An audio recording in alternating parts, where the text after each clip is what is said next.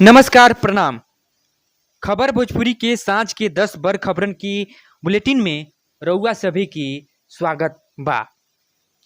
प्रशांत किशोर के तेजस्वी यादव पर हमला। 9वीं पास के चपरासी के नौकरी ना मिलेला, लालू के बेटा हवे यही से बनल बाड़े उप मुख्यमंत्री। जन सुराज यात्रा के दौरान लोगन से बातचीत करत रहले पीके। जानन मानल राजनीतिक रणनीतिकार हवे पीके।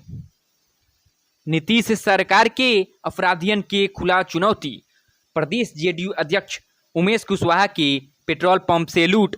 महनार के महिंदवाड़ा में भइल वारदात। पुलिस जांच में जुटल बिया।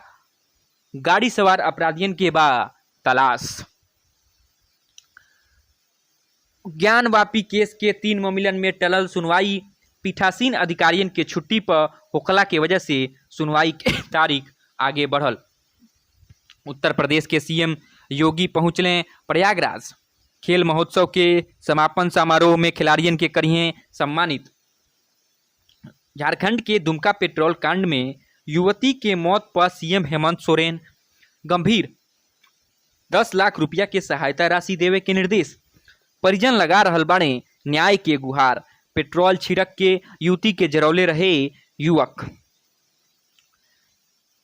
गिरावट में बंद भइल शेयर बाजार। सेंसेक्स 30 अंक गिर के 58,191 पर बंद भइल। निफ्टी 15 अंक टूटल। बैंक आ ऑटो के शेयर गिरल। छत्तीसगढ़ सीएम बघेल के दौरा से पहले नक्सलियन द्वारा कांकेर में कईल गईल आईईडी ब्लास्ट। बीएसएफ के जवान घायल।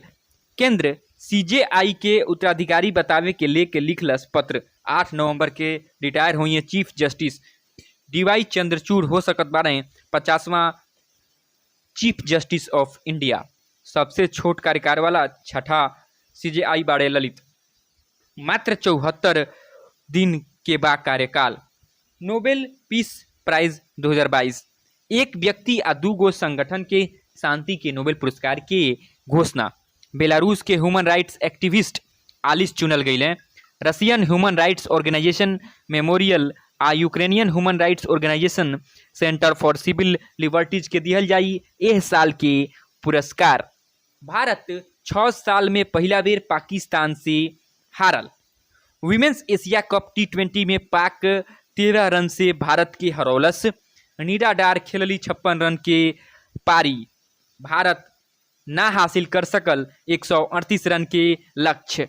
खबर भोजपुरी के सांझ के 10 बड़ खबरन के बुलेटिन में आज इतने। और खबरन के जाने खातिर विजिट करी www.खबरभोजपुरी.com। वीडियो पसंद आइल होखे तो चैनल के सब्सक्राइब करी, वीडियो के शेयर करी और लाइक करी। धन्यवाद।